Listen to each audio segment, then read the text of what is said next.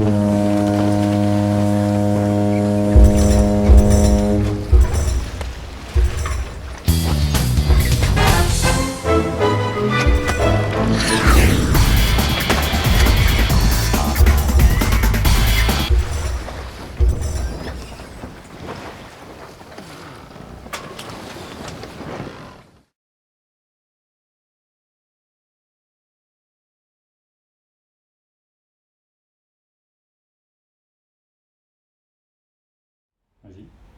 Bonjour les petits loups. On se retrouve aujourd'hui pour une histoire sur le thème d'Halloween. Alors vous êtes prêts? Ouvrez grand les oreilles, ouvrez grand les yeux et chut.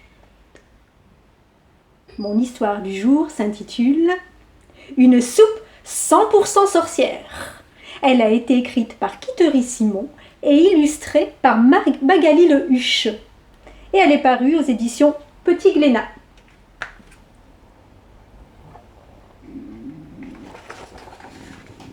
Une soupe 100% sorcière. Il était une fois l'incroyable histoire de la soupe carottes, poireaux, pommes de terre. Sa recette est née dans le chaudron de Croquela la sorcière, du temps où elle était encore une sorcière. Pourtant, cette recette ne figure dans aucun grimoire. Je vais vous raconter pourquoi.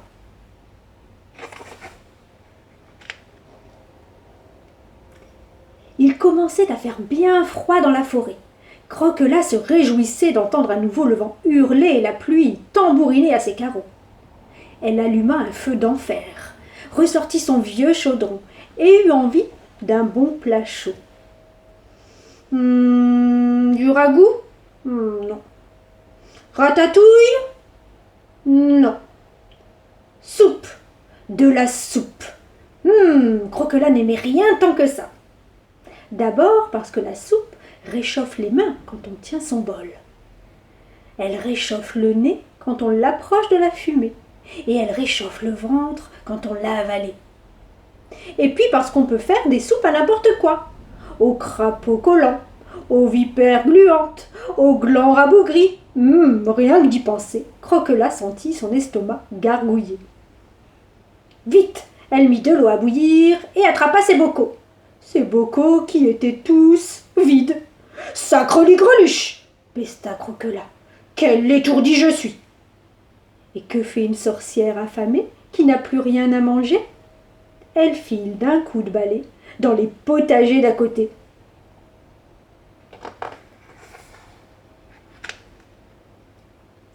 C'est ainsi que Croquela atterrit dans le jardin de Mère Grand. Cette vieille femme ne cultivait que des carottes. Ce sont les légumes préférés de sa petite fille, le chaperon rouge. Croquela en croqua une et grimaça. Pouah! Un goût sucré, une couleur gaie. Voilà bien un légume de fillette.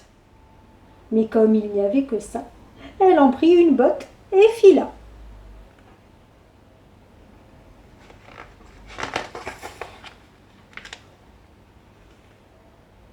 Ensuite, Croquela vola jusqu'à chez l'ogre.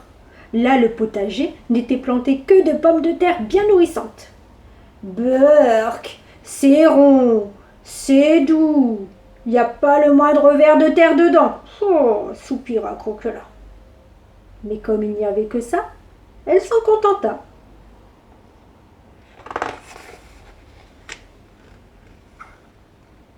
Enfin, elle continua jusqu'à la maison du pauvre bûcheron. Dans son jardin, il ne restait que des poireaux. Ah, des poireaux, enfin un légume de sorcière, se réjouit Croquela. Ébouriffé et dont l'odeur pique le nez. Elle allait tous les arracher lorsque la porte de la chaumière s'ouvrit. Le bûcheron et sa femme sortaient avec leurs 7 enfants pour les abandonner dans la forêt. Surprise par leur arrivée, Croquela n'en cueillit qu'une poignée et s'envola vite. Faute de ver ou de vipère, ce sera une soupe, poireaux, carottes, pommes de terre, grommela la sorcière.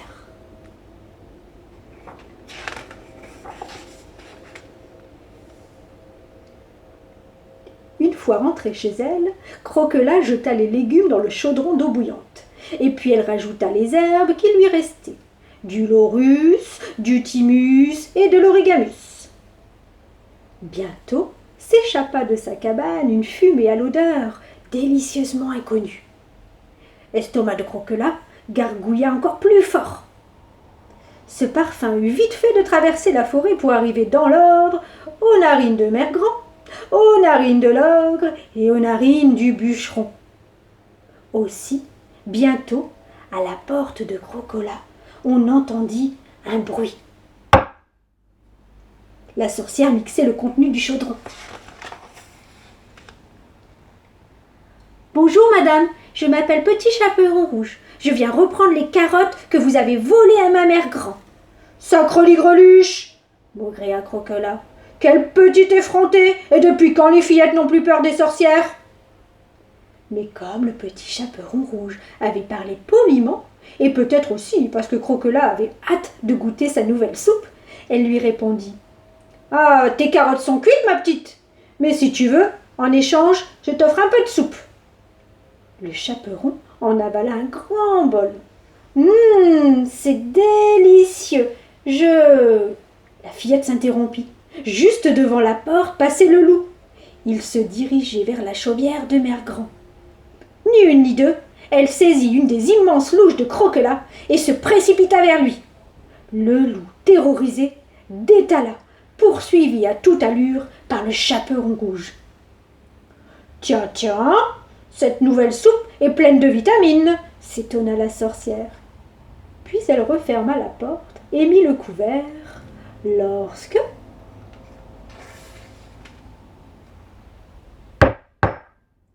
Quoi encore ?» s'énerva Croquelas. Elle ouvrit la porte et se fit soudain toute petite.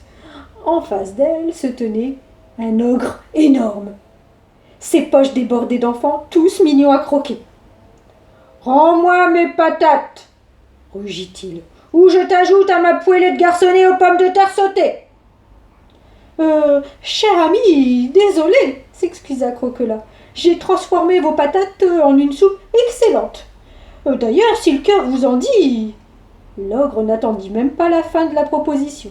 Il avala d'un trait la moitié du chaudron. « C'est délicieux !» déclara-t-il radouci.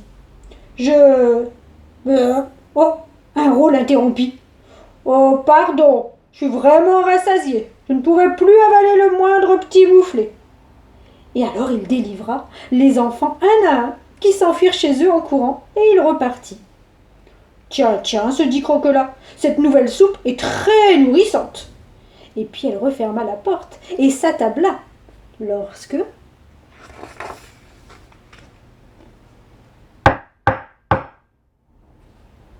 Ça, c'est le bûcheron, je parie, » soupira Croquelas. Elle prépara un dernier bol pour en finir au plus vite et ouvrit grand la porte. Perdu. Ce n'était pas lui, mais un de ses fils, le plus petit. « Bonjour » s'inclina le garçon. « Je m'appelle Petit Poucet. » Et... Croquelas l'interrompit. « Oui, tes poireaux sont dans ma soupe. Tiens, avale ça et rentre chez toi. »« Pouah, certainement pas, » répliqua le Petit Poucet. « Je préfère encore me faire abandonner de nuit dans la forêt plutôt que de manger de la soupe.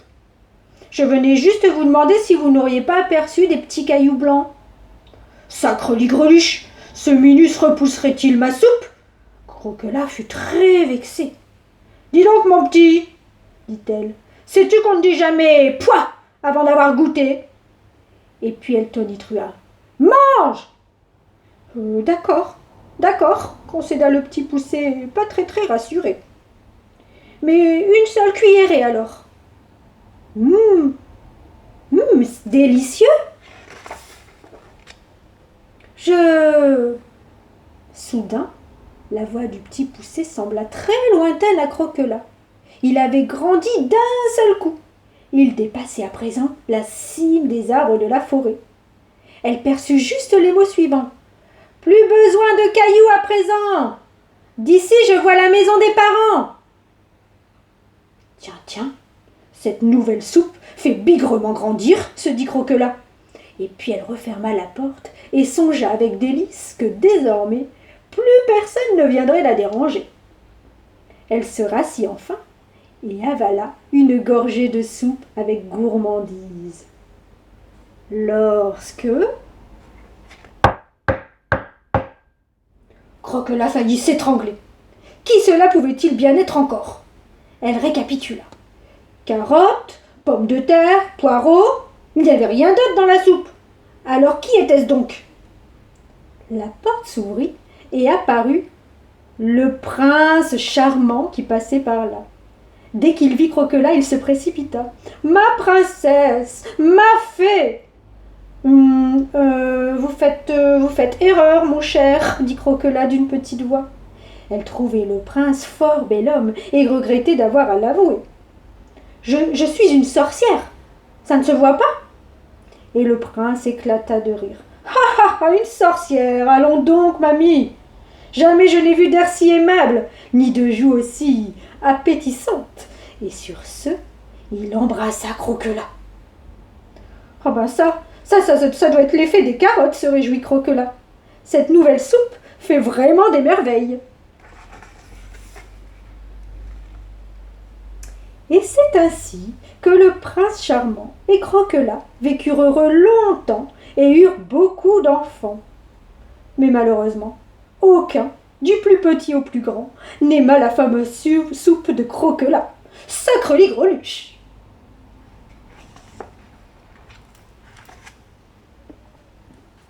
Et voilà les petits loups, j'espère que mon histoire vous a plu.